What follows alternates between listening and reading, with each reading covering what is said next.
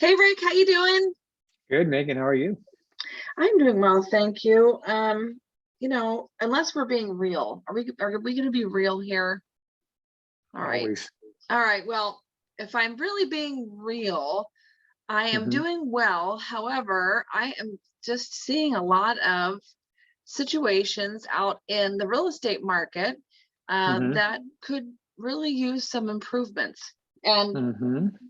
one of them is, sellers, when you're looking for your listing agent, this is the most epic time on in the recorded history of man to be selling a house. Do you Hmm. want to pick somebody who gets easily flustered or who cannot keep things organized? This is like a series of sprints, like through Hmm. every day and through every transaction, and you have to be prepared for that. It's Hmm. like we just finished trying to get an offer accepted on a house that um there were two listing agents, and between the two of them, they could not get their bleep together. They had 14 offers. They Hmm. only had 14 offers. And I say only That's because low for this another market. one, yeah, there was another one we submitted an offer on, and Hmm. she had her bleep together, and she had 38 offers. Yeah, big And difference. so I mean, there's this when I used to study early childhood education, we had a term, and it was called a concept, I should say. It was called an optimum level of stress. Like, you want to push people into making their best offer, but you don't want to Hmm. push them over the edge. And pushing people over the edge looks like not communicating, not being Hmm. consistent, acting like a slime ball, Hmm. not being very transparent, although you don't have to be transparent if you don't feel like it's in the best interest of your client. So Right. yeah, it took this offer we put in, it took several days to get a no response. And I Hmm. mean, they even, like, they wouldn't pick up their phone, they wouldn't Yeah. return texts. And I wouldn't really necessarily have to keep phoning and texting if they would have just responded to their email in the first place. Hmm. Right. Um, I'm a big email person so that I can make sure I keep track of everybody's separate conversations, but I get back to people right away. I do not mess Yep. around. I know you And do. so what I'm saying is that if you're an agent, you're watching this, or you're a seller and you're watching this, it is time to pay very, very close attention, because this is where you need skills. And I first Yes. got these skills back in when the market was in the toilet and we were presenting offers to the bank. Hmm. And we had tons and tons of offers. So what we do in my office, and maybe this can help other realtors or whatever, because I'm a big believer in there's enough business for everybody. Let's just do the best that we can do. So Right. what I do is that we strategically plan putting a house on the market on a certain date, like a Tuesday, Wednesday, Thursday at the latest. Hmm. Like, you could put it on Friday, but I wouldn't Hmm. suggest that unless you were going to Right. leave it alone for 2 weekends, because this is how things rock and roll. So you put the house on the market and you're ready to go. Okay. You don't do a lot of shenanigans. You've got your pictures done, your videos done. Right. You have your plan in place with your seller as to how you're going to get this house shown. And then Hmm. you set up, because you already have a predetermined time with the seller with when they're going to let the house be shown.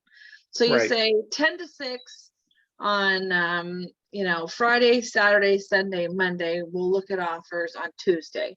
So you already have a plan. So you set Hmm. up the automated showing assistant, and it, like, you schedule showings only during that time, and then the seller gets sort of BCC'd or CC'd on all the people that have set up showings. So they know they're going to be gone anyway, but Hmm. they know who and how many people are coming to see the house. And then agents, you publish in the MLS when you're going to review offers. Hmm. And you need an extra day to review offers. You can't just boom For review sure. them and have an answer. You've Right. got to do a little research. So you put in the MLS when you're going to review offers, and then you can put the property on hold after it's been shown, because if it's a good price, it's been shown like 30 to 60 times that weekend. So so as soon as an offer comes in, we have like a Google, just a couple of line items, how much is the offer? What's the deposit? What are they putting down? Are they approved for their loan? Do they have their FICO scores written on there? What other qualifications? How long are they going to take to remove their contingencies? What else do they want that's in your house that's personal property? And when do you have to move by? Basically, those are kind of the big questions. And so as soon as an offer comes in, we name it the number of the offer with the name of the buyer, Right. and the offer amount. And I email the seller the whole package that the agent emailed me. I just forward the email, but with the subject line, naming, numbering the offer. Then I take that, I copy it, and I put it on this Google Doc so I can keep track of all the offers that come in. And then on review day, you can't respond to all these offers. I mean, I guess you could, but it's like, there's going to be some winners, and there's going to be some people that are just trying really hard to get their offer accepted, but they can't extend themselves. There's always going to be 10 or 12 offers, but there's going to be 2 or 3 that really stand out in the crowd. And those are going to be the 2 or 3 normally that you're going to choose to work with. And so you just have to be able to communicate with the other offers, because you might have to come back to them if something happens, and you don't want to make them upset to they're like, they don't want to deal with you. There's a whole finesse here. Got to keep communication flowing. You got to stay organized. You have to talk to the lenders, and you have to be able to make recommendations to your client, because ultimately this whole thing is their decision, but they lean on you for your expertise. So you want to say, here's what I think and here's why. But please, you could do whatever you want, obviously. And so I'm really seeing out in the marketplace that more often than not, this is just a very messy situation. And even last week, this agent underpriced this house. There's no reason to underprice a house. You don't need 400 people to write an offer. Right. That's ridiculous. Plus it's not fair to the other people, and it's not fair to your client. Like, get Not it fair to the together, seller man. either. Not fair to anybody. Price it right, get yourself organized, put a plan together ahead of time, and let it be known when you're going to review offers and when you're going to respond, and give yourself a little bit of time to process through that. Because for every one of those offers, the agent's getting like 4 or 5 phone calls, text messages, a ton. so you have to be able to manage. So if there's any realtors out there that is watching this that want more information on how to do this is how I do it. I don't know how other people do it.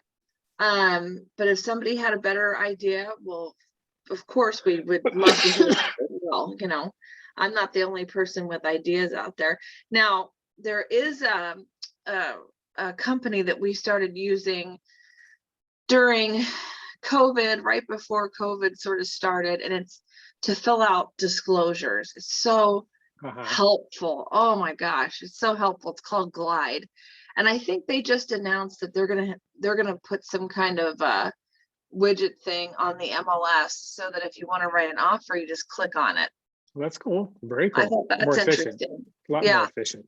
Wow, we always talk about in the office what we would invent to help, but we don't have any time. So one of them was that we would invent some kind of like offer submission, sort of a portal, that the seller could have instant access to. That'd be cool. And that the realtor, the buyer's agent could upload the documents. But you'd want it to be like a universal portal, because you don't want to have 15 different types of technology to put an offer in. Then nobody's going to use it, For sure. Yeah, it's got to be the same. Yeah, so that's kind of and the other thing I brought, I told you about today, I think I texted it to you, was the 2020 numbers are out on home appreciation. So I was telling you that there's 3 different sources, and you told me the most important one, the most legit, is the Case and Schiller. Case Schiller, right? Yeah, Case Schiller U.S. National Home Price Index. So that one, because you said everybody kind of uses that one to judge how things are going. That one said that home values across the board, across the U.S., went up 10.4% in 2020. I mean, that's unbelievable. That's a big number. If you own a $600,000 house, you're making $5,000 a month, living in the house, hopefully having a good life, writing it off on your taxes. Right. And you're making $5,000 a month.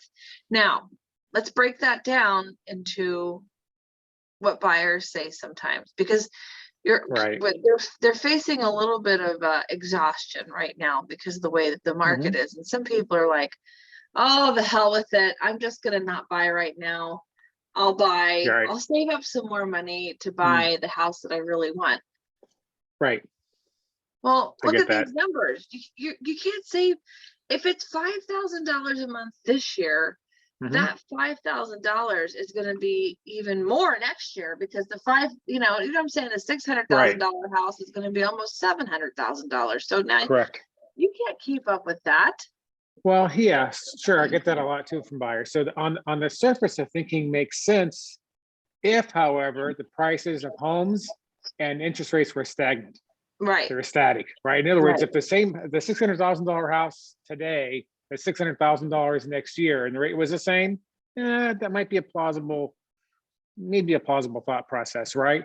But people say, well, I'm gonna save more money. Well, how much can you really save?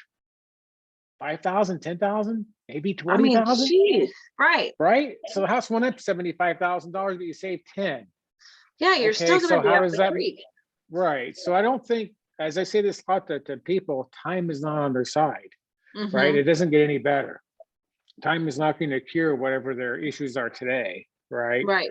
And so, but sometimes that's based on just in fear. They're fearful of moving forward, you know. Right. But I tell people all the time, buyers, that those emotions are really normal, by the way. It's just normal to have some sort of fear around all this process, right? Right. But I tell buyers that once they get into the house, it's going to be just fine. Right. But you got to get into the game. You got to get in there, right? Yeah. And so until you do that, it's always going to be some level of fear around that. Yeah, right? It's like, you know, I mean, you need somewhere to live. The market, you know, as interest rates go up, prices may go down at some point, but they haven't. Right. But it's like, it's all relative, you know. It's like, if the interest rates go up, but the prices go down, you're depending on how much, obviously, in either way, you're most likely going to still be paying more for your mortgage at a higher interest rate. Well, I mean, the idea that people say, well, I'm waiting for the price of houses to go down, that's been the age-old response, right? I had buyers, you know, 30 years ago saying, I'm going to wait for the price of housing to go down. And my response now is, how'd that work out for you? Right. It doesn't. I know. It just doesn't. It's terrible, but you know, it doesn't. Cool. Unfortunately, real estate's a long haul. It's not a short-term, you know, Right. investment. So long-term, you're going to make out okay. Yeah, and I think too, Long-term. yeah, I don't know. Yeah, I'm with you long term. I remember when we bought our house, everybody thought it was over the top. It was like the most money that anybody ever paid, and it was like 446,000 or something. So yeah, so that's kind of my gist of the week, is to get organized if you're a listing agent, and if you're a seller too. That's a really good question. If you're interviewing agents right now to list your house, to make sure that they are not frazzled, and what's their plan for dealing with this market and the condition and the speed that it's in. And also for buyers, that I know you're tired, but I don't think the situation is going to change anytime soon. So well, I think though too, to that point, Megan, for buyers especially, and sometimes you have to have the right agent too, by the way, on the buyer side, to get that right guidance. And so I'll have buyers say to me, well, I'm going to offer this to see what the seller says. Oh, well. well, you know, I know what the seller is going to say. It's going to be absolute radio silence. You're not going to get Right. an answer. They're not Right. going to respond. I mean, what they don't realize is that the seller does not have an obligation to respond to your offer. They've Right. got 18, 20, 25 offers. And to your point earlier, they'll take the top 2 or 3 or 4 and only counter those. Right. So it's flawed thinking to think, well, I'll offer this to see what they'll say. Well, the response is going to be, they're going to say nothing. To take another offer. I think if somebody said that to me right now, and I'm not being dramatic, I think I would say, have a nice day, because I can't, Right. you know, it's like, for me as a realtor who is an active and successful realtor, I have plenty of people that want to work with me and follow my guidance. So if I did that to somebody last week, I said, thank you, no thank you.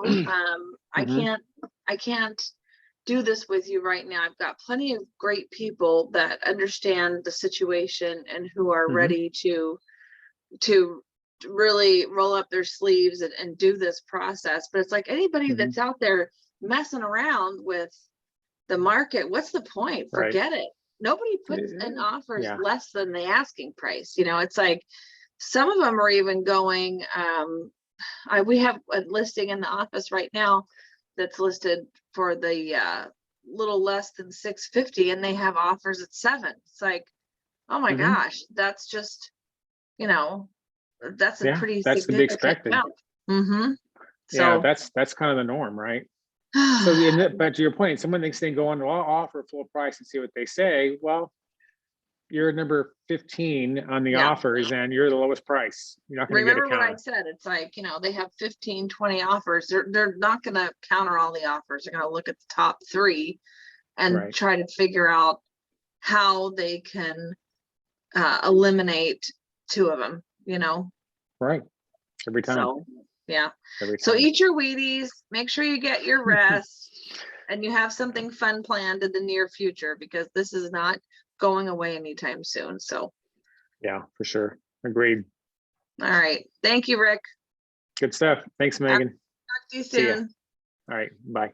Bye.